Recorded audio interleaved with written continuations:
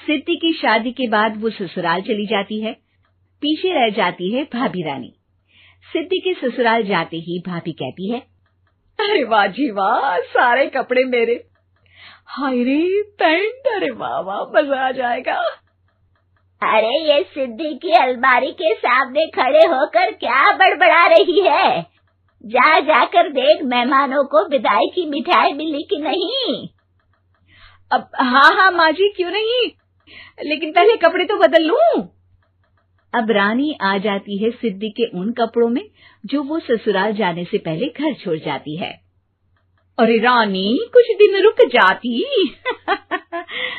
अरे ये तो सिद्धि बिटिया को मैंने ही दिया था, बड़ा ही फबता था उस पर, तुझ पर तो कुछ खास नहीं लग रहा। अब वो ना मेरे सारे कपड़े गीले थे तो सोचा पहन लूं। वैसे भी सिद्धि को कौन सा दिन पुराने आउटडेटेड कपड़ों को पहनना है। वैसे भी ये सूट तो मैंने तभी पहना था, वैसे खास है भी नहीं ये। हाँ ठीक है, लेकिन ना मेरी सिद्धि पर तो जमता था। सारे मेहमान चले जाते हैं और सिद्धि ससुराल से मायके पहली बार आती है। अपना घर, अपना कमरा, अपनी अलमारी। ये बोलकर जैसे ही सिद्धि अलमारी खोलती है तो सामने उसके कपड़ों की जगह कुछ और ही रखा होता है। माँ, जरा कमरे में तो आना। सास और रानी वहां पहुंच जाते हैं। रानी ने पहनी होती है सिद्धि की जींस और टी शर्ट। अरे भाभी, ये क्या? ये तो मेरी बड़ी ही महंगी टी शर्ट है, इसे आपने घर में क्यों पहनी है? अरे बहुत मिलती है दीदी ये चौक की मार्केट में, 150 में। ओ भाभी प्लीज, ये एरोपोस्टल है, 2000 की एक टी शर्ट। ओहो, 2000 में तो दीदी 4 साड़ी आ जाए। अब क्या बोलूं? भाभी, ये मेरी अलमारी में छोटू के कपड़े, तो मेरे कपड़े कहाँ हैं? मेरी अलमारी में? अब दीदी आपको कौन से पुराने कपड़े पहनने थे? माना भाभी, लेकिन मैं जब घर आती तो यही सब पहनती ना। अरे तुम तो बड़ी कंजूस हो दीदी। खैर, वक्त आता है जब सिद्धि ससुराल के लिए रवाना हो रही होती है। अरे रानी, अंदर से सिद्धि का गिफ्ट ले आ, लड़की पहली बार ससुराल से मायके आई है। रानी अंदर जाती है और एक सिंपल सी साड़ी लेकर बाहर आ जाती है। ये लीजिए माँ जी। सास बेटी को गिफ्ट देकर ससुराल भेजती है। अगले दिन रानी एक सुंदर सी साड़ी पहनकर सामने आती है।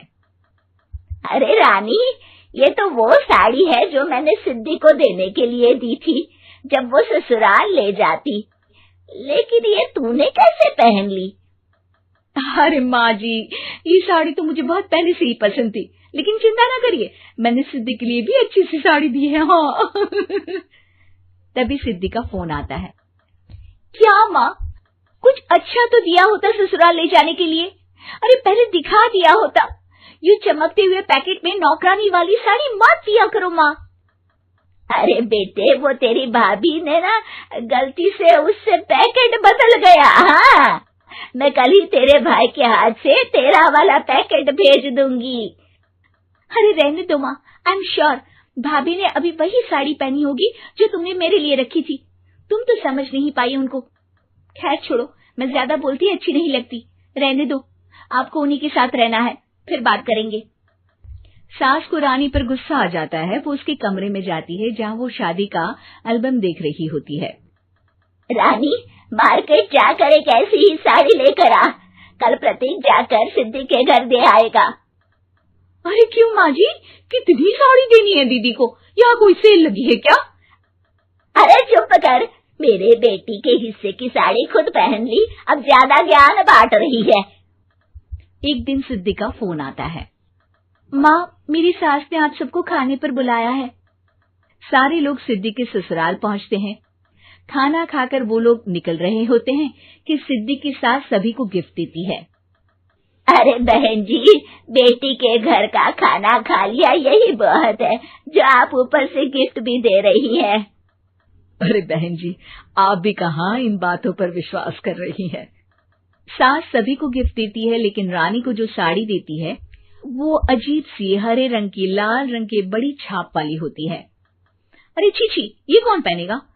सासू माँ को तो जरी वाली इतनी सुंदर, और मेरे लिए ये नौकरानी वाली। अरे भाभी, दरअसल मैं जब भी घर आती थी आप वापसी में ऐसी ही साड़ी देती थी ना, तो माँ ने सोचा कि आपको आपकी पसंद की ही साड़ी क्यों ना दी जाए। बेचारी रानी, बोलती भी तो क्या। सिद्धि और सास रानी का चेहरा देखकर हंसने लगती है, तो रानी समझ जाती है कि अपने ही बिछाए जाल में वो फंस चुकी है।